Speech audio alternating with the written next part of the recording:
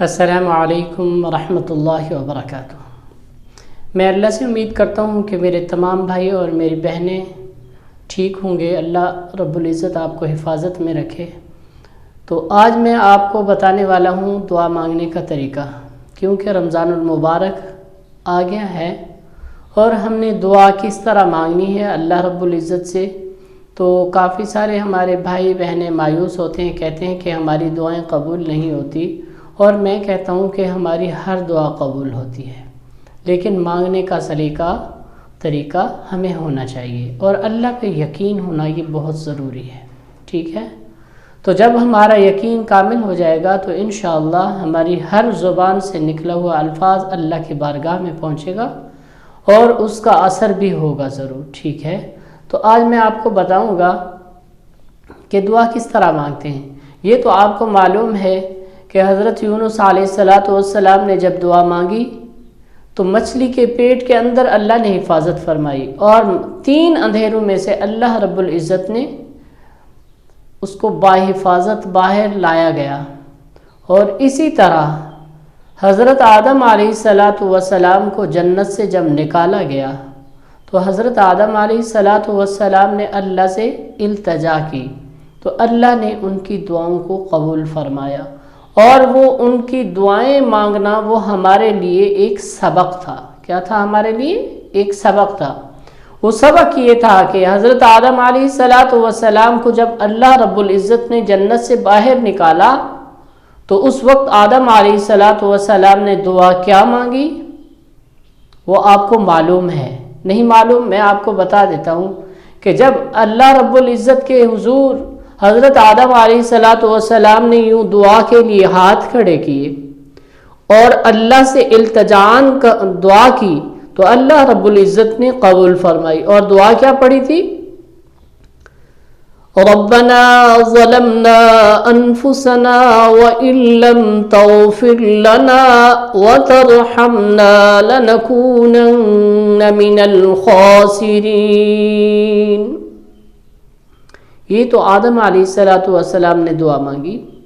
تو یونس علیہ السلام جب مچھلی کے پیٹ کے اندر تھے تو وہ بھی دعا کس طرح؟ ہاتھ کھڑے نہیں کرتے تھے، بس لب ہلتے، یا ان کے دل کے اندر ہی یہ دعا مانگی جاتی ہے۔ مانگ رہے ہیں لا الہ الا انت سبحانک انی کنت من الظالمین۔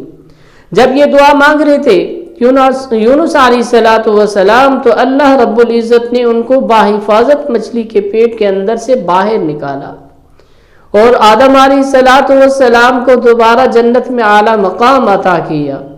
اور اسی طرح آپ کو معلوم ہے کہ جب حضرت موسیٰ علیہ السلام دعائے استسقاء پڑھنے کے لیے نماز استسقاء پڑھی اور اللہ سے دعا مانگی کہ یا الہ العالمین کا ہاتھ پڑا ہے تو ہم دعا مانگتے ہیں ہمیں بارش عطا کر، تو اللہ رب العزت نے فرمایا کہ اے موسیٰ اس مجمع کے اندر وہ بے گناہگار انسان ہے، اس کو نکالو، پھر تمہاری دعا قبول ہوگی۔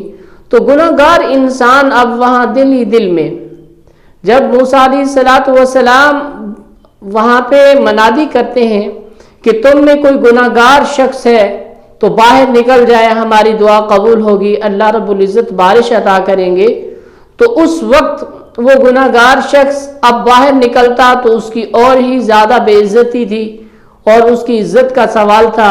اب وہیں بیٹھا دل ہی دل کے اندر اللہ سے التجا کیے جا رہا ہے کہ یا اللہ تو میری عزت رکھ لے، تجھے تیری کبریائی کا واسطہ تو میری اس دعا کو سن لے۔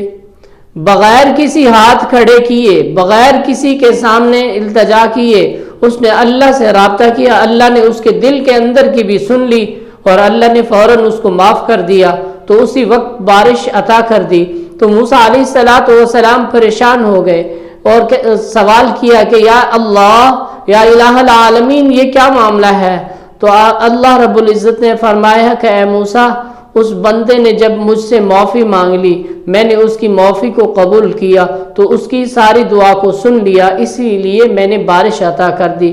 تو میں نے اس بندے کی عزت رکھ لی کیونکہ اس نے میرے سامنے گڑ گڑایا، اور میں اس کی نہ سنتا تو اور کون تھا سننے والا۔ تو اسی لیے میں کہتا ہوں میرے بھائیوں، میری بہنوں، تم اللہ سے مانگنا سیکھو اور قبولیت کا وقت جان لو کہ جب ہم دعا مانگتے ہیں تو اللہ رب العزت رد نہیں کرتے۔ وہ کون سا وقت ہے؟ سب سے پہلا وقت جو ہے نماز تہجد کے بعد کا وقت ہے۔ نماز تہجد پڑھنے کے بعد جو التجا کریں گے فوراً قبول ہوگی۔ پھر جب افطار کا وقت ہوتا ہے تب بھی دعا فوراً قبول ہوتی ہے، افطار سے پہلے جو دعا مانگی جائے، اور ہر فرض نماز کے بعد جو دعا مانگتے ہیں اللہ رب العزت اپنی بارگاہ میں قبول فرماتے ہیں۔